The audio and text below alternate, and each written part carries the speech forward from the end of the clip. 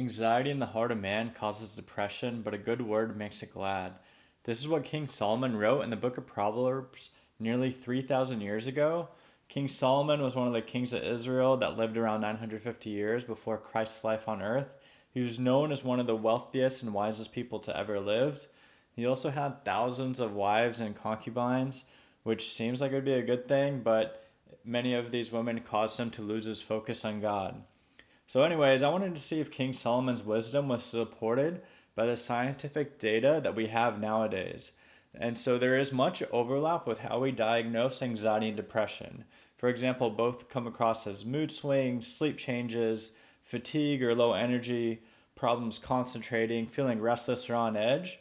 So I reviewed research articles by doing a simple search through scholar.google.com, and this is what I found. Anxiety activates the body's flight or fight response system, which releases a stress hormone called cortisol. This response is a natural response to the body's nervous system, and when activated at the right amount, anxiety can be motivating and energizing. But when this nervous system is overly active, like if there's too much anxiety, it can lead to depression. And one of the purposes of medications is to help treat this nervous system response so it gets back to normal. Other associations between anxiety and depression is that both can deal with ruminating thoughts, and that's really dwelling on a negative thought and like going down on that rabbit hole. So whenever one dwells on a negative thought, it tends to lead to negative feelings and negative actions. So one way is to treat the negative thoughts as well, to stop thinking of them, to distract oneself from them, like by being busy or just doing an alternate activity altogether. So it does seem that King Solomon's statement of anxiety in the heart of man causes depression does have validity to it.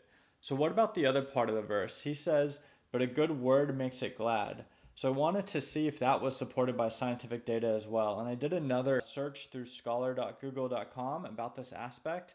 And I found that people who have better moods, they tend to think better and are more likely to help others.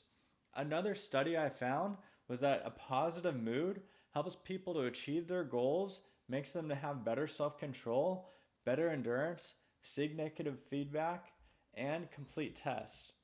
So in other words, be cheerful, count your blessings, focus on good and positive thoughts, and that is proof that anxiety in the heart of man causes depression, but a good word makes it glad.